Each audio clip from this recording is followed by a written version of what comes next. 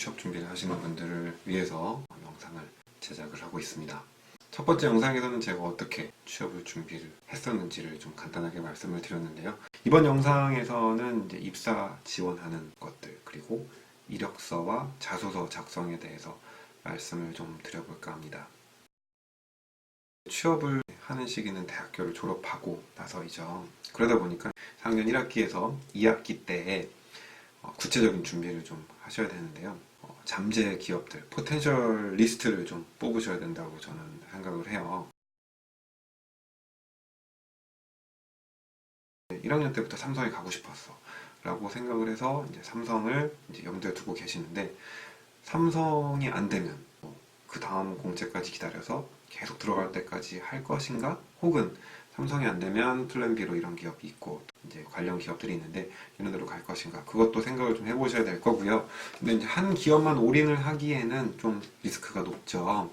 물 안에 물고기가 많이 없어요. 근데 낚시꾼들은 너무 많은 거예요. 그러다 보니까 낚싯대를 하나만 던져놓고 그 물고기가 내 낚싯대를 물어주길 바랄 수는 없어요. 그렇기 때문에 낚싯대를 좀 여러 개 던져야 된다고 생각을 합니다.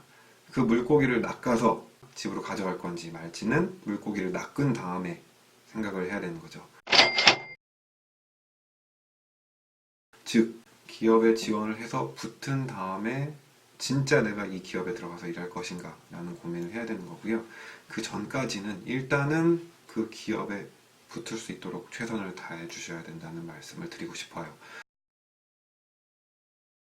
그 목록들을 정리하고 나면 지원을 할 때 지원 전, 그리고 지원 중간, 지원 후 기록을 면밀하게 남기시는 것을 권고를 드립니다. 어떤 게 있냐? 기업명이 있겠죠. 그리고 기업의 채용 사이트가 있어요. 사이트가 있고 나면 그 채용 공고가 언제 마감이 되는지 날짜를 적어 놓으시고요. 거기서 어떤 직군 혹은 어떤 직무로 지원을 했는지, 그리고 지원을 하고 나면 수험 번호 그런 게 나오거든요. 그런 것들도 저장을 해 놓으시고, 이메일로 로그인했다면 어떤 계정으로 내가 사용했는지, 어떤 비밀번호를 내가 사용했는지 그런 것들을 자세하게 적어 놓으시는 게 좋아요. 그런 로그인 정보들을 잘 기록을 해 놓으셔야지 나중에 괜히 인사팀에 전화 걸어서 저 회사 지원한 누구누구인데 비밀번호를 까먹었어요. 굳이 합격도 하지 못했는데 면접도 보지 못했는데 안 좋은 인상을 남길 필요는 없겠죠. 그러니까 그런 정보들을 잘 준비해 놓으시기 바랍니다.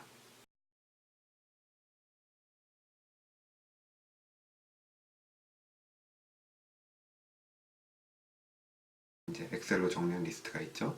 그러고 나면 이쪽에 폴더가 여러 개 있으면 좋겠습니다. 그 폴더들은 내가 지원한 회사들이죠. 그래서 A 회사, B 회사, C 회사, D 회사가 이렇게 쭉 있으면 그 폴더 안에 무엇이 있어야 되느냐, 그 기업에 대해서 이력서를 쓰기 전에 혹은 그 기업에 대해서 평상시에 내가 스크랩해놨던 기사 혹은 공부한 자료 등을 저장을 해 놓으시고, 실제 내가 지원한 내용들을 캡처를 해서 거기다 저장을 해 놓으시면 좋을 것 같아요. 채용이 동시다발적으로 진행이 되잖아요. A 회사, C 회사, E 회사가 동시에 공고가 떠서 내가 동시에 다 지원을 했는데 나중에 어딘 붙고 어딘 떨어질 수 있고, 혹은 다 붙을 수도 있죠. 다 떨어질 수도 있겠지만 만약에 하나라도 붙게 된다면 내가 지원한 정보들을 확인해서 그 정보에 맞게 면접에 참가해야 되고 필기시험을 준비해야 되고 하는 게 있어요. 그렇기 때문에 여러분들께서는 지원한 회사마다 관련된 정보를 면밀하게 정리를 해주시는 게 좋을 거라고 생각이 듭니다. 그래서 본격적으로 그게 구직 활동을 하시게 되는데요. 이런 구직 활동을 하시기 전에 제가 여러분들께 권고를 드리고 싶은 것은 나만의 마스터 이력서를 하나 만들어 보라는 거예요. 마스터 이력서라는 건 뭐냐?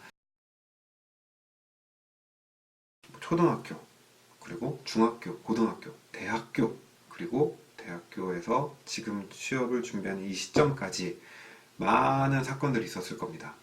그런 사건들을 일단은 한번 쭉 나열해 보세요. 운동회를 했을 때 달리기를 하다가 넘어졌는데 울고 있었는데 친구가 와서 나를 일으켜 세워주어서 그 친구와 좋은 우정을 쌓았고, 아주 사소하면서도 개인적인 경험들, 근데 의미가 있다고 생각되는 그런 경험들을 한번 쭉 나열해 보세요. 풀스토리로 다 쓸 필요는 없고요.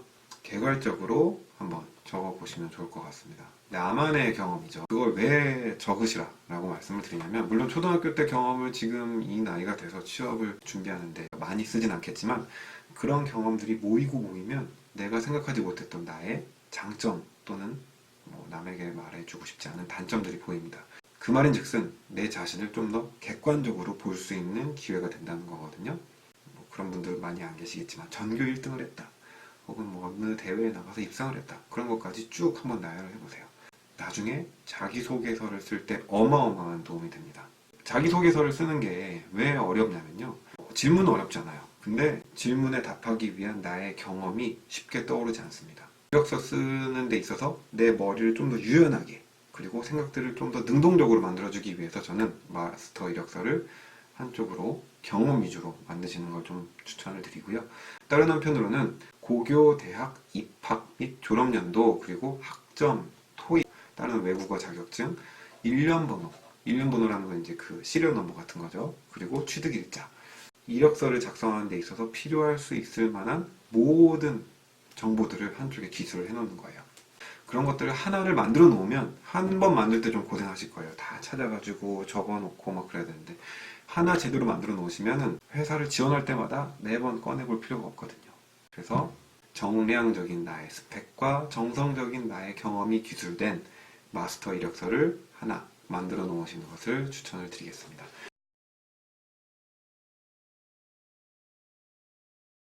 이력서와 자기소개서를 작성을 해서 제출을 했는데 면접을 보러 오라고 연락이 왔어요. 이력서에 적었던 모든 자격증 사본을 갖고 오세요 라고 하는 회사들이 있습니다.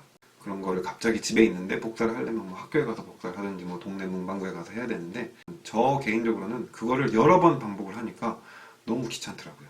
그래서 사전에 자격증 사본들을 몇 부 만들어 놓으시면 면접을 갈 때 좀 더 수월하게 준비를 하실 수 있다고 생각이 듭니다.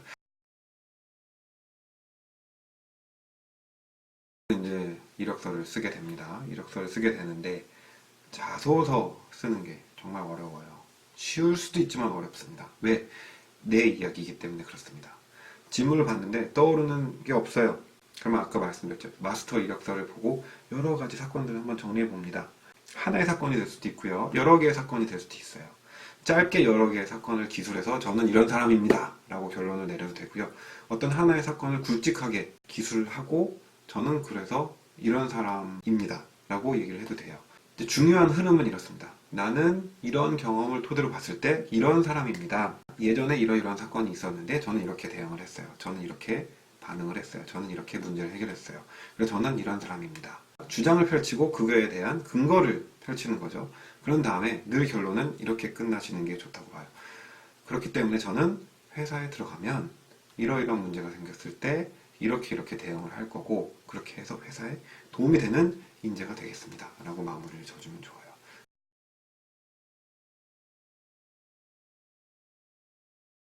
이거를 인사 담당자가 본다고 생각하시고 쓰셔야 돼요.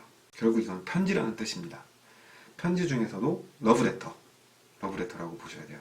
그 사람의 마음에 들기 위해서 내 모습을 어필하는 편지라고 쓰시면 돼요. 자기소개서라고 하니까 저는 이렇고 저는 이렇고 이렇습니다. 그러니까 뽑아주세요 할 게 아니라, 저 그쪽에서 좋아하시는 이런 사람입니다. 이런 경험도 있고 이런 경험도 있는데 그때마다 저는 이렇게 대처했습니다. 보셨죠? 저는 그 회사에서 좋아하는 이런 인재가 맞습니다. 그 회사에 들어가게 된다면 저의 이런 모습들을 10분 발휘해서 그 회사에 도움이 되는 이런 사람이 되겠습니다. 함께 일하고 싶어요 라는 러브레터를 쓴다고 생각하시면 돼요. 그렇게 생각하시면 좀 더 쉽게 쓰실 수 있다는 생각이 듭니다.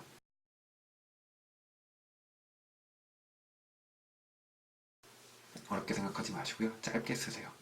길게 들여봐야 인사 담당자한테는 읽기 힘든 자기소개서입니다. 그러니까 이력서를 작성하시는 데에 대한 아주 간략한 안내를 좀 드렸는데요. 여러분들 이력서를 막상 작성하시게 되면 쉽지 않으실 거예요. 그래도 쓰다 보면 경험이 쌓이면서 좀 더 수월하게 쓰실 수 있으니까요. 가벼운 마음으로 이거 하나에 모든 게 바뀐다 라는 생각을 하시면 너무 어려워요. 그냥 편하게 쓰지, 이렇게 써주세요.